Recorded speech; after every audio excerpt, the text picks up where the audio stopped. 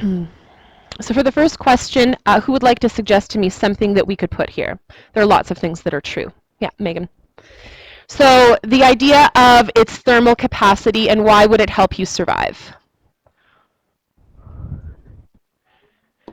So something about how water keeps you warm. Water is a good insulator. Water has a high heat capacity. As long as you made the link that that property is what helps maintain your body temperature, that would be an excellent way to explain that property. Anyone want to suggest something else for number one? Evidently, so why don't you suggest the thing you're pointing at her about? Okay, so the fact that it's a solvent, and why would that help?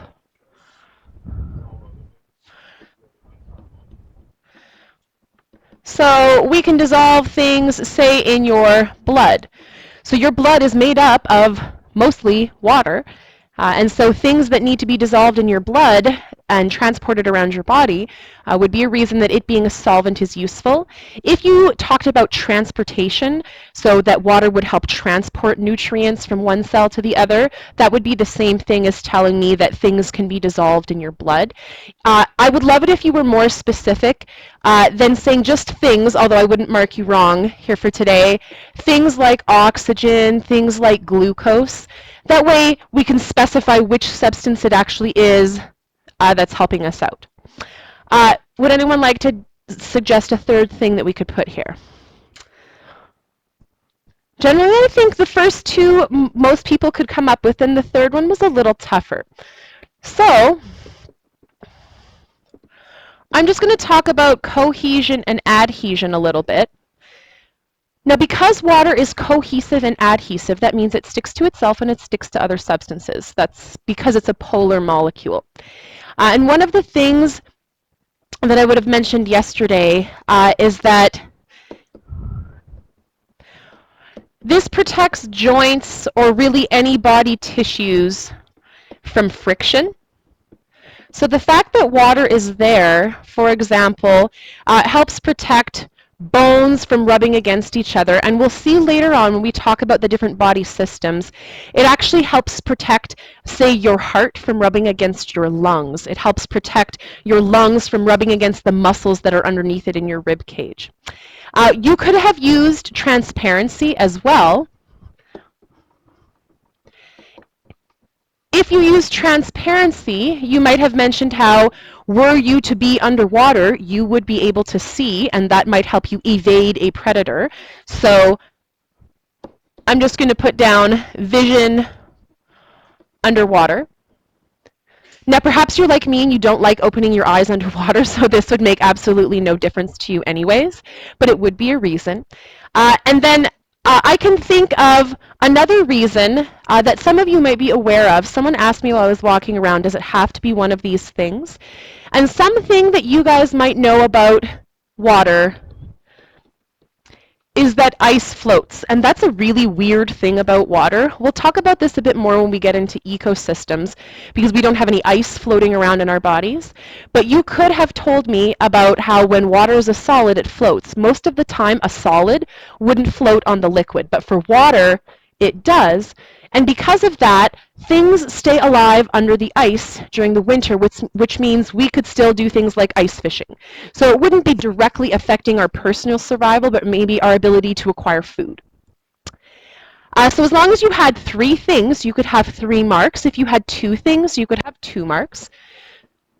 So give yourself a mark out of 3 here.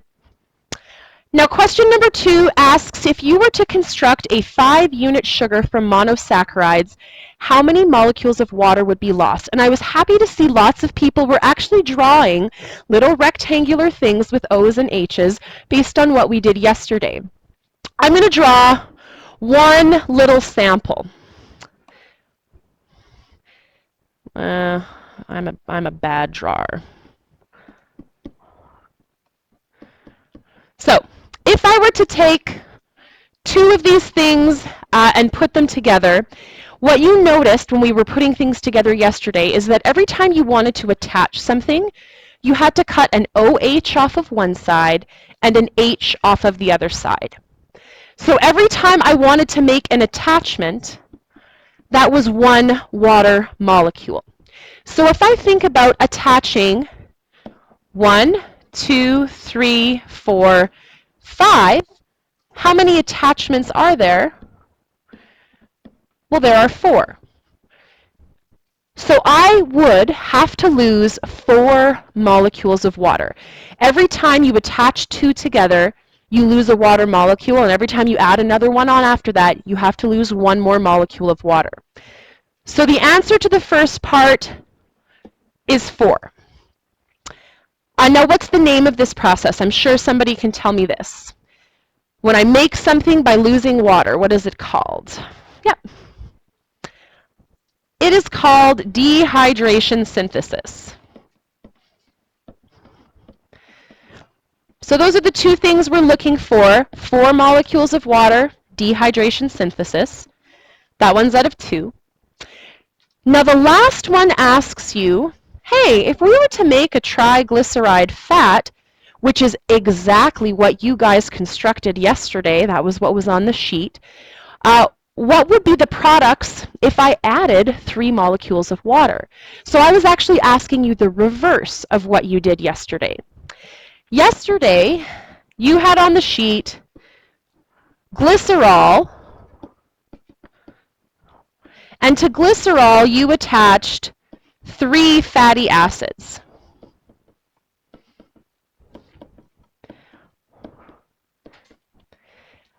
So the response, what would be the products of a reaction where I add 3 molecules of water to a triglyceride fat, would be the pieces you cut out yesterday, glycerol and 3 fatty acids. The reason is, every spot where you attached one of these fatty acids made you lose 1 molecule of water. So if I added a molecule of water back, I could break it apart again. So we'll give just 1 mark for this part. Glycerol and 3 fatty acids. That'll be out of 1. Either you got it or you didn't. If you happen to have half of the answer, go ahead and give yourself 0.5. Now, what's the name of this process where I add water into the structure and water does something? Does anyone want to name the other process? It's really the only sciencey word left from our class yesterday. Why don't you tell me? You're looking around at me. It's the word that means water breaks something apart. It's hydro something. Hydrolysis, you got it. So those are the 2 things we're looking for number 3. So altogether, this is out of 7.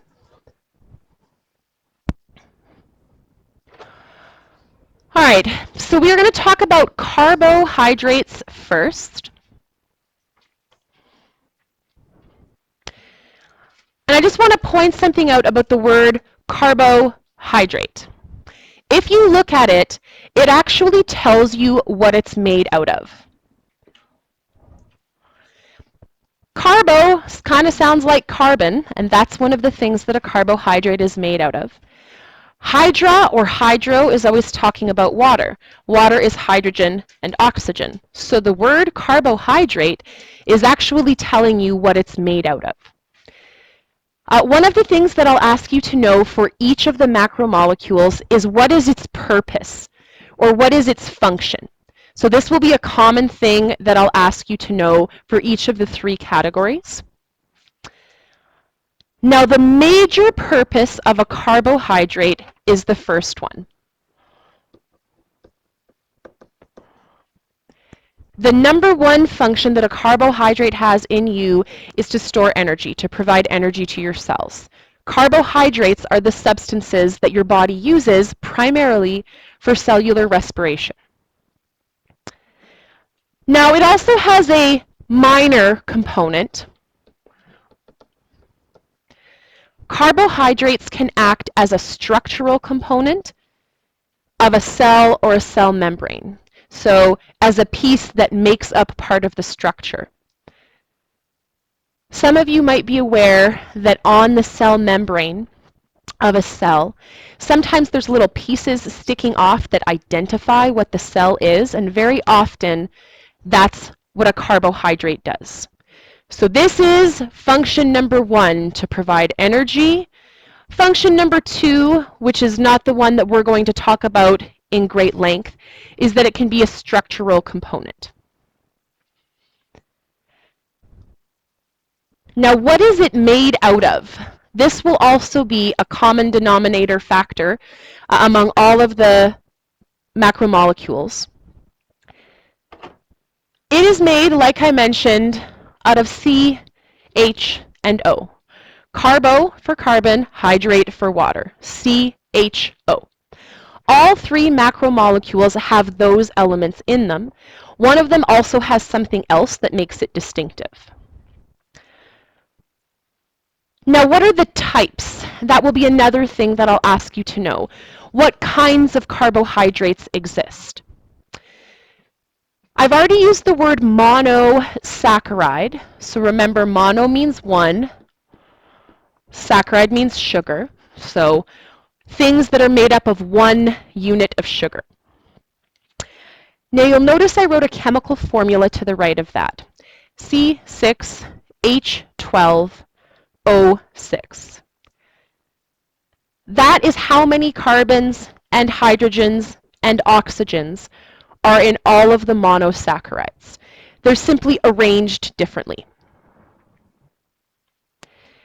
There are 3 things that fall in this category.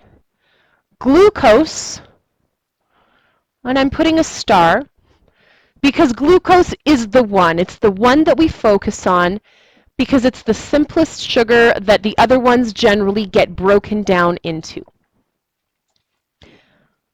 There are 2 other monosaccharides, fructose, galactose.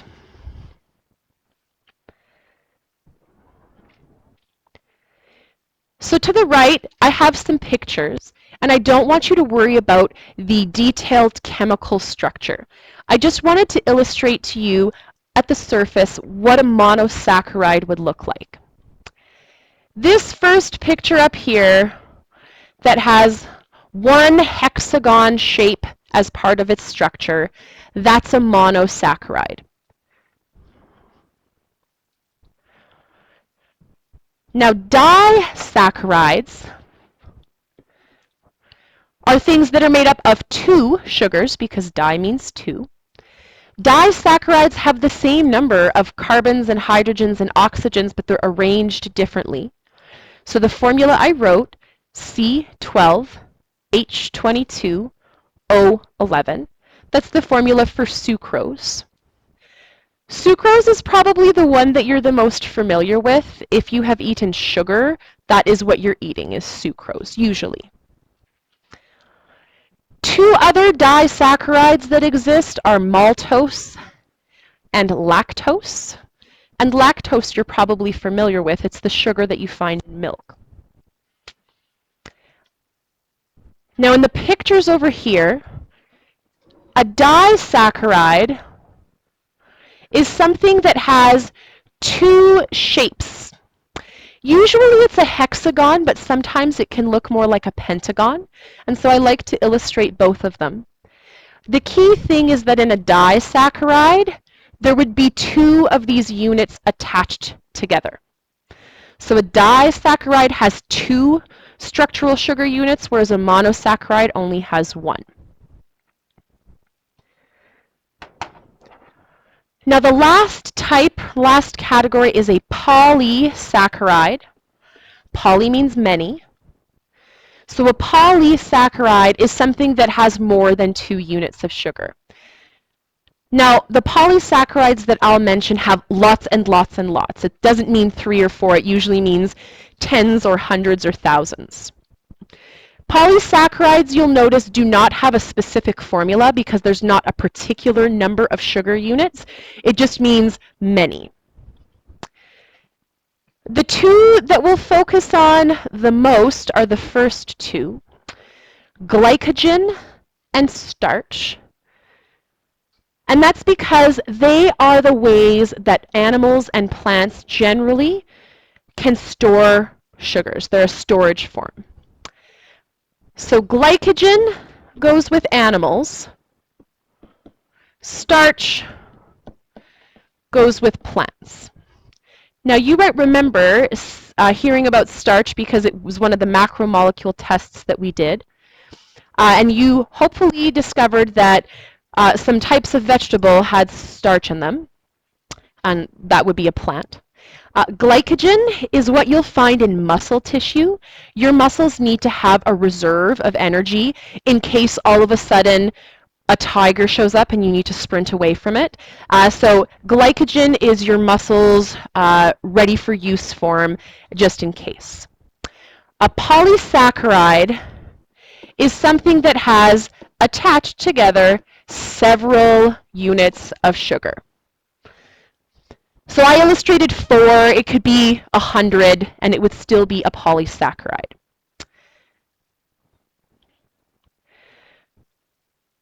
So I wouldn't expect you to be able to draw the detailed chemical structure of a carbohydrate. But if I showed you a picture, could you pick out the difference between a mono, a di, or a polysaccharide by looking for those basic structural units?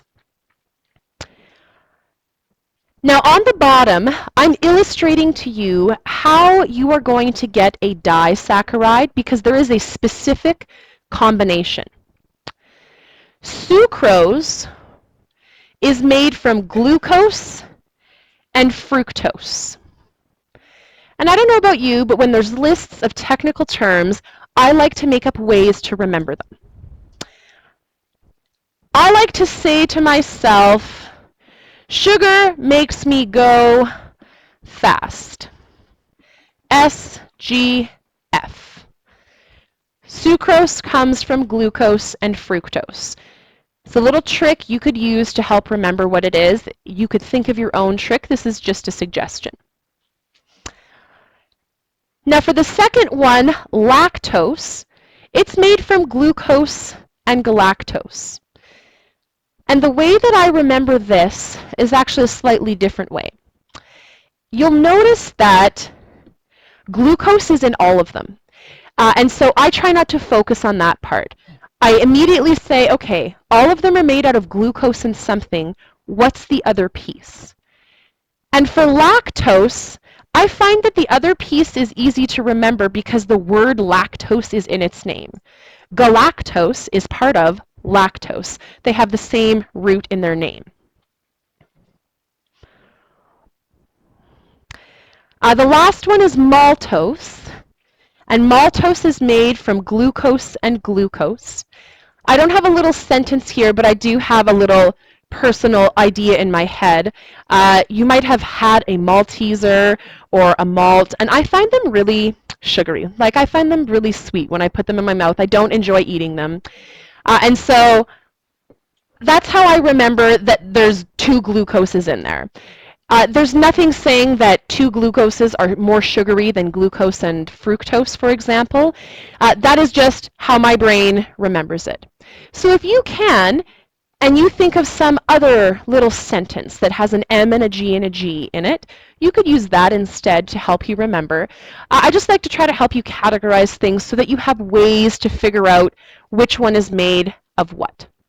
Usually when I get to maltose, I say it's the only combination that's left because the other 2 I have a trick to remember.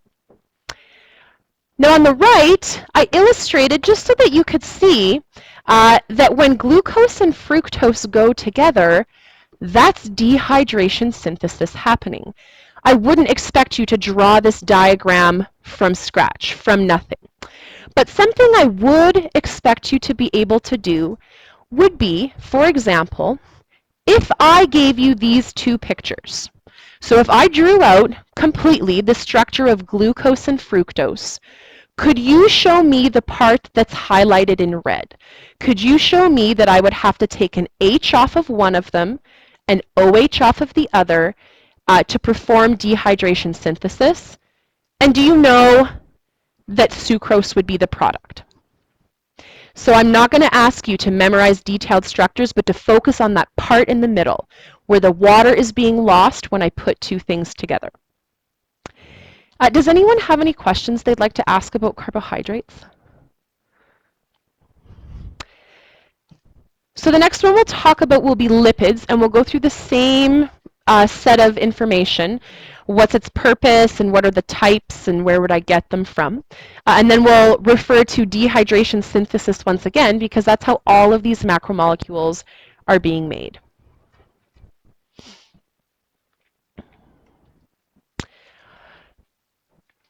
So, a lipid is the name of the category. A lipid is very general. In the category of lipids, we could talk about a fat, or we could talk about an oil. And I'll talk about what the distinction between those two is. But lipid is the general category. Now, lipids have a number of functions. You'll notice that the first thing I wrote under purpose is that they store energy. That's the same thing that a carbohydrate does. But lipids store more. As a little factoid on the side, not one that I would ask you to memorize, but so that you know, they store at least 2 times more energy, sometimes more, than other biological molecules. So lipids and carbohydrates both can provide energy. Lipids are more for long-term storage, whereas carbohydrates are for short-term storage. Now, lipids do other things. They protect your internal organs. They make up a whole bunch of hormones that are part of the function of your body. And they are definitely structural components of cells.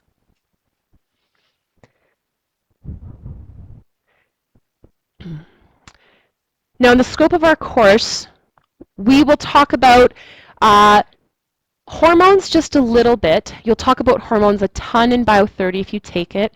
We'll also talk about protecting internal organs. Structural components of cells, that was more of a Science 10, what's the cell membrane made out of kind of story. Now, I said I would mention what a fat was and what an oil was. A fat is produced by an animal generally and is solid. These are generalizations. So most of the time, this is the case. So if you are eating a piece of steak, steak comes from an animal, and there's very often a solid piece of fat that you cut off of it, or maybe you eat it, I don't know, I cut it off of my steak. But fat is the solid type of lipid. An oil is generally what you get from a plant, but you could also get it from animals. I'm going to focus on the plant part because you usually don't get solid fat from plants. Usually you only get oils. But the key thing is that oil is a liquid. So think about canola oil, any kind of vegetable oil. What's all ragey these days? Coconut oil. Argan oil, the stuff that is in Moroccan oil that actually comes from seeds that animals poop out after they've digested the outer coating of it. In case any of you use Moroccan oil in your hair, just so you know, you're putting poop oil in your hair. Just saying. Now the next thing is going to be about structure. So before we go to structure, does anyone want to ask any questions about the purpose of a lipid or the difference between fat and oil? How many of you use that Moroccan oil, argan oil, on your hair? Oh, there's someone who is willing to admit it. Hey, I put it on my hair. It's not like the poop actually touches the oil.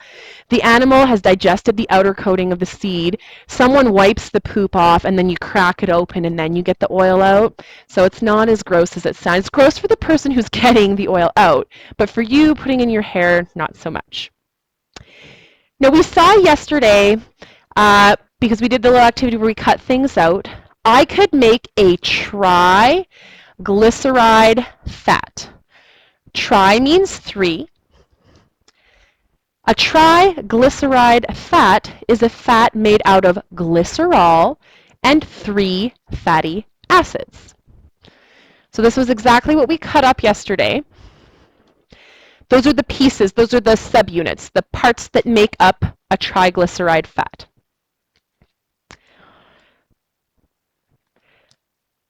Now I'm illustrating to you on the left how they get put together, which is what you guys cut out yesterday. To attach my glycerol chunk to 3 individual fatty acids, I would have to lose 3 molecules of water. So that's 3 little drops of water coming out. So that in the end, each fatty acid could be attached to glycerol.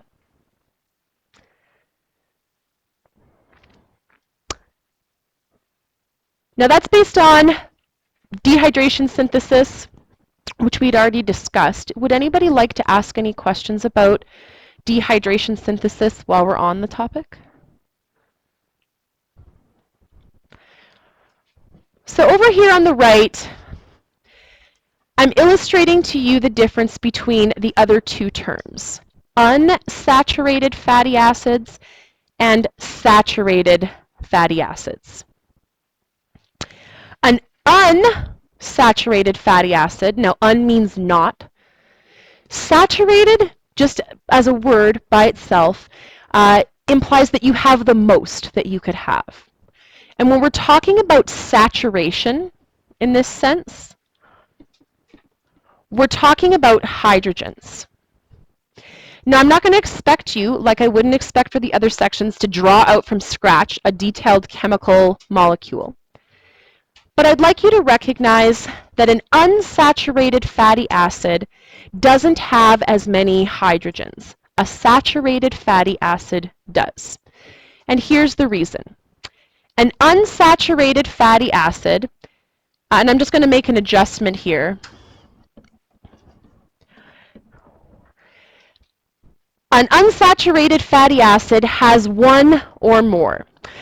The word only was there, and I used to make people distinguish between mono-unsaturated and poly-unsaturated, and I decided to let that go, and we'll just focus on the main difference. But an unsaturated fatty acid has 1 or more double bond between carbons. So I'm going to highlight that spot right there. So in this molecule, we have glycerol. Glycerol is a 3-carbon molecule. And yesterday when we were cutting things out, remember I told you leave those 3 pieces together, that's glycerol. So glycerol has 3 carbons. And then each of these things here is a fatty acid. And the way that you'll recognize usually that a fatty acid has a double bond is you'll look at the shape. And the shape will generally be somewhat bent compared to a regular saturated fatty acid. The way a double bond between carbons looks on a diagram is 2 lines between 2 C's. If you see that, 2 lines between 2 C's, that's a double bond between carbons, and that's a clue that that fatty acid is unsaturated. Now the result of being unsaturated is that the substance is softer. So you might notice if you look at the groceries that are in your fridge, perhaps you have margarine and you also have butter. Butter is usually made out of saturated fatty acids, and that's why it's hard, whereas spreadable margarine is usually made out of unsaturated or some unsaturated fatty acids. That's what gives it the softer texture. A saturated fatty acid then is the exact opposite. There's no double bonds, and it's usually a solid, making it be a much harder substance to the touch.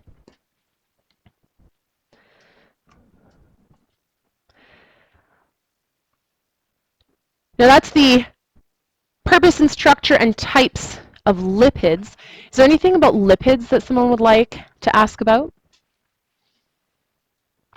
So we have one more slide where we're going to write a couple of things down, and then we're going to read something and you guys are going to talk to each other instead of me talking to you. And we'll start talking about proteins. I'd like you to notice right away what proteins are made from. Carbon oxygen, hydrogen, and, oh my, something different, nitrogen.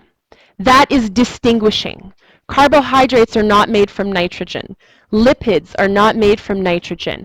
But proteins always have nitrogen.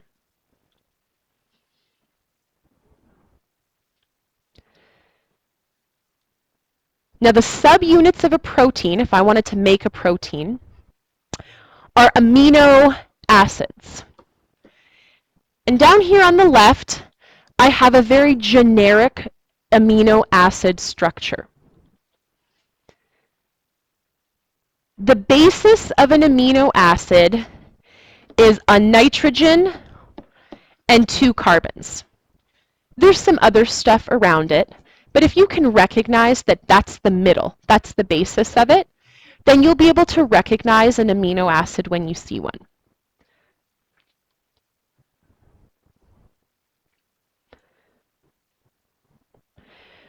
Now there are not an infinite number of amino acids, there are 20. And these 20 amino acids, not just for people, all living things. So one of the things we'll talk about way at the end of the course is what kind of evidence do we have that maybe organisms evolved from the same common ancestor? This is one of the pieces of evidence. We all have these same 20 amino acids. You can arrange them in different orders and different amounts to make different proteins, but the basic structure is the same. And the same is true for DNA. All living organisms have DNA, the same 4 DNA bases. So there are 20 of these amino acids, and they make proteins, all proteins for living things that we are aware of to this point in time. Now there's one little word that I'd like to add to your repertoire here. This picture is showing dehydration synthesis. That's not news to you. The key thing in dehydration synthesis is that you highlight an OH group and an H group. You show that you would remove them, and that's how you would stick together the 2 amino acids. I would like to point out this term, Pep Tied Bond. We didn't give the bond a specific name for the other types of molecules, but I wanted to name this one because I wanted to let you know that when you see pep at the beginning of a word, this is a prefix that refers to proteins. And there will be a number of words that we'll use in biology that have pep at the beginning of them.